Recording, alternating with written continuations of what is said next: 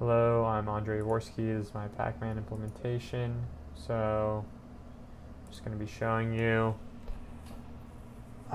definition of game objects. Pacman, the ghosts, they have qualities like their x and y coordinates, what direction they're going, etc. Animation, they move around. They also change direction based on which direction you have inputted. Pacman, depending on which arrow key you've used, he'll change his face to face that direction. The ghosts, their eyes change direction depending on which way they're going, which is automatic. If the ghosts hit Pacman, he'll die. For each dot that you eat, Pacman gains score. The maximum score is 3790. You gain a bonus once you win. Complexity-wise, the ghosts, they have pretty complex AI. That was difficult to implement. They use distance formula to see which route of the ways that they can go is the best. So obviously they can't go into the wall. So like for example, where they are right now, they can either go up, left, or down. So they calculate if they go in each one of those, which has the least amount of distance to Pacman. So whichever one's the best they use. If there is no best one, or if they're equally bad, it just chooses one at random because, I mean, it doesn't really matter. The other ghost, he is slightly this, well, not slightly, but he's different from the other ghost because one ghost is looking right at Pacman's location and getting the distance formula, but this ghost, he's looking one ahead of Pacman's location. So he's trying to like get over here while this ghost is getting over here. So he's going to be kind of cutting you off while this ghost is just trying to get you directly. But either of them can kill you. It doesn't really matter.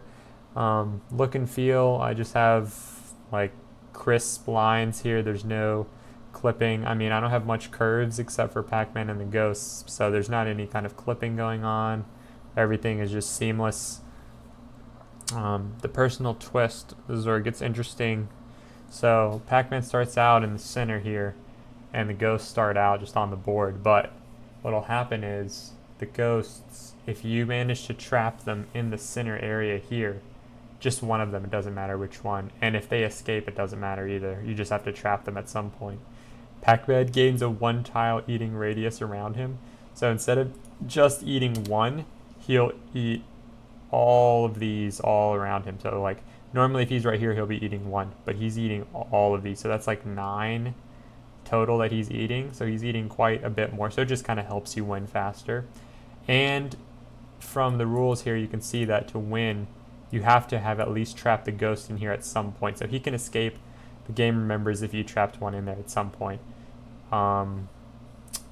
So documentation, that's just in the code. All right, so I'm just gonna demo it a little bit here. I'm gonna try and get the ghost in there. So you see right now he's only eating one dot at a time, like whichever dot he's on. So I'm gonna try to see if I can. It's really hard to trap him in there, which is. Oh, there we go. Okay, so now it'll be much easier for me to finish up the match because I'll be able to eat all these guys. Makes it much faster. So I'm just gonna try and finish it up here without dying. Also, the ghosts move at half the speed of Pacman. Pacman moves kind of fast. I made it that way just because it's harder to control him. So when he's really slow, I just think it's kind of boring. So I really wanted him to be pretty quick.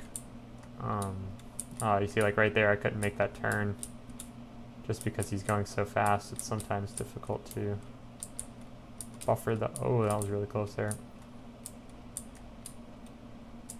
Sometimes you can like slip right by him if they're just like a couple pixels off. So right here, we've won the game. As I said earlier, 3790 is the top score. So reason why I had those 2 dots there for a second, even though I won, is because he's eating in a radius around him. And it just takes a second for it to update it, but it's no big deal. Once I clicked OK, he removed those dots. So that's basically how the game works. Complexity score. Get a bonus score for completing the game. I don't remember if I said that.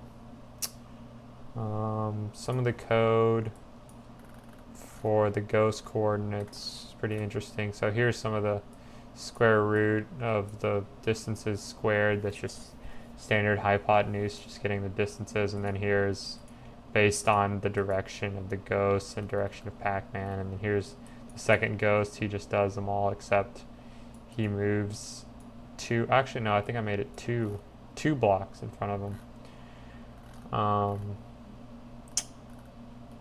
Yep, and that's about it.